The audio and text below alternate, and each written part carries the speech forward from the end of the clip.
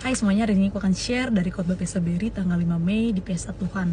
Nah, di sini aku akan share bagaimana Pastor kita sama-sama belajar dari kisah anak muda yang gagal mendapatkan kerajaan surga hanya karena dia tidak mau menjual semua hartanya untuk orang miskin. Nah, di sini Pastor di awal dikatakan gitu bagaimana kita ketika kita berpikir kita nggak akan buang waktu kita untuk yang namanya dosa gitu, dan kita memilih apa sih yang menjadi prioritas gitu. Contoh misalkan saat situasi waktu kita ada kosong gitu, apakah kita akan memilih waktu kita yang kosong untuk saat teduh, atau waktu kita untuk bersama dengan teman-teman kita yang lain, atau kita datang ke rumah Tuhan untuk berdoa, untuk komsel gitu.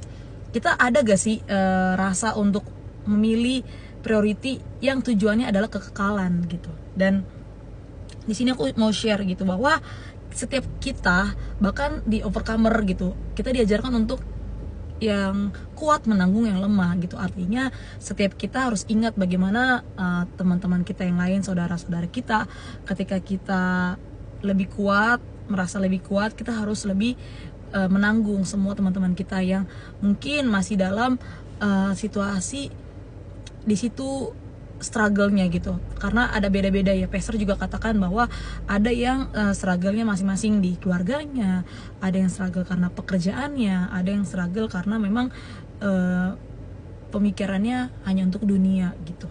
Dan di sini aku mau katakan bahwa iblis itu takut ketika gereja punya pedang belas kasihan, saudara. Jadi bagaimana aku sempat share gitu bahwa gereja Overcomer mempunyai belas kasihan Tuhan yang begitu luar biasa, sampai setiap kita yang gak layak aja Tuhan datangin, Tuhan pulihkan gitu. Karena apa sih? Karena belas kasihannya Tuhan. Dan di sini aku mau share bahwa belas kasihan Tuhan itu terjadi di setiap kita. Tapi mau gak sih setiap kita angkat pedang kita gitu, ketika Tuhan udah ngasih kasihnya yang begitu luar biasa karena belas kasihannya, mau gak sih kita balikin setiap keadaan kita gitu. Makanya kenapa itu yang bikin iblis jadi takut. Nah, di sini Pastor share gitu, harus seperti apa sih ikut Tuhan.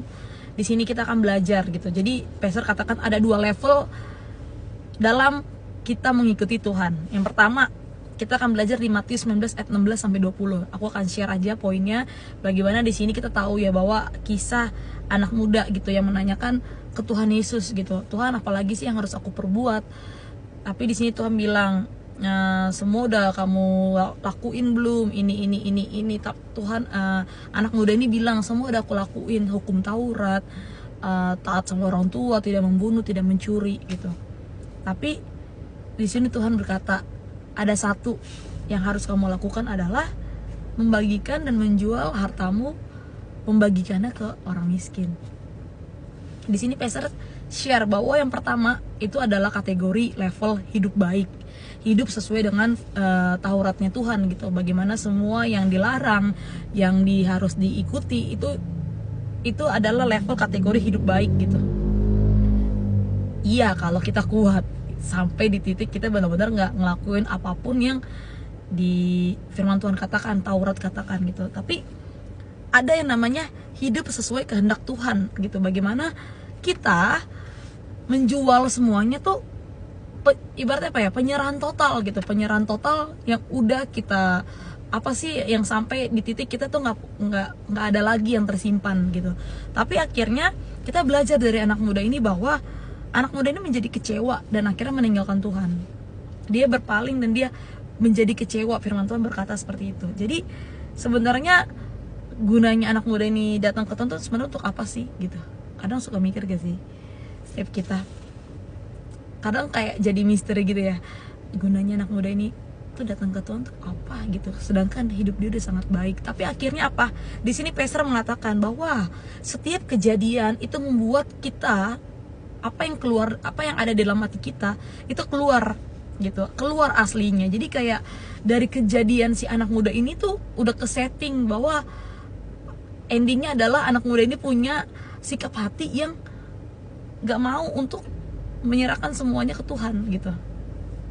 Bahkan di sini kita juga belajar gitu bagaimana Tuhan berkata, lebih mudah seekor unta masuk ke lubang jarum daripada seorang kaya masuk ke dalam kerajaan surga. Jadi sampai di titik Tuhan mengatakan bahwa sesusah itu orang kaya untuk masuk ke dalam kerajaan surga. Sampai sehal kecil yang Tuhan bilang untuk ngejual dan membagikan ke orang-orang miskin, dia nggak mau ngelakuin. Jadi aku percaya sih setiap kejadian itu ngebuat kita membuat kita tuh apa ya, kayak keluar gitu semua yang ada dalam hidup kita. Jadi kayak setiap kejadian aku percaya ada hal-hal di mana itu membukakan gitu siapa sih kita gitu. Dan di sini juga kita belajar dari kisah Petrus, bagaimana Petrus juga nanya ke Tuhan kan. Tapi apa? Tuhan menjawab gitu ke Petrus bahwa semua harus ditinggalkan, anak, ladang, keluarga, sanak saudara gitu. Kenapa? Agar ujungnya ikut Tuhan itu jangan sampai kayak anak muda yang tadi gitu, kisah dari anak muda yang pertama, menginginkan sesuatu dari hasil pemikirannya dia gitu, bahwa semuanya itu benar-benar harus ditinggalkan secara total gitu, nggak bisa ada yang ditinggalin lagi dalam hidup kita gitu, disisahin gitu. Karena kenapa? Semua yang terjadi, semua yang ada sama kita pada akhirnya harus kita tinggalkan. Demi apa? Demi kita mau jadi muridnya Tuhan gitu.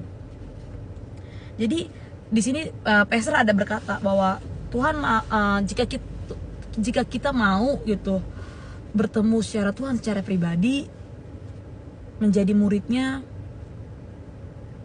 mau gak sih setiap kita buang setiap pikiran kita, jangan seperti si anak muda gitu. Bagaimana ketika Tuhan udah bilang ada satu lagi yang belum kita lakuin, mau gak sih kita benar-benar ngelakuinnya tuh dengan segenap hati, sekalipun berat, saudara.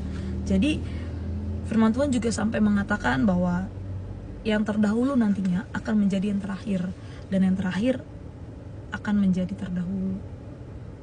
Jadi jangan sampai kita di titik yang udah lama mengenal Tuhan, udah segalanya pelayanan, tapi pada akhirnya kita akan menjadi orang yang terakhir. Bahkan yang nanti orang-orang baru, jadinya yang baru mengenal Tuhan baru 3 atau 7 hari, 1 bulan bertobat kenal Tuhan, akhirnya malah jadi orang-orang yang terawal gitu. Untuk apa? Untuk dikenal Tuhan di dalam kerajaan surga. So itu aja yang bisa aku share.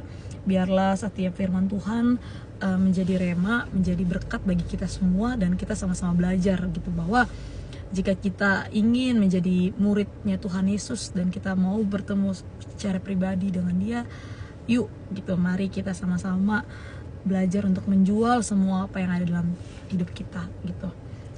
Itu aja yang bisa aku share, and God bless you.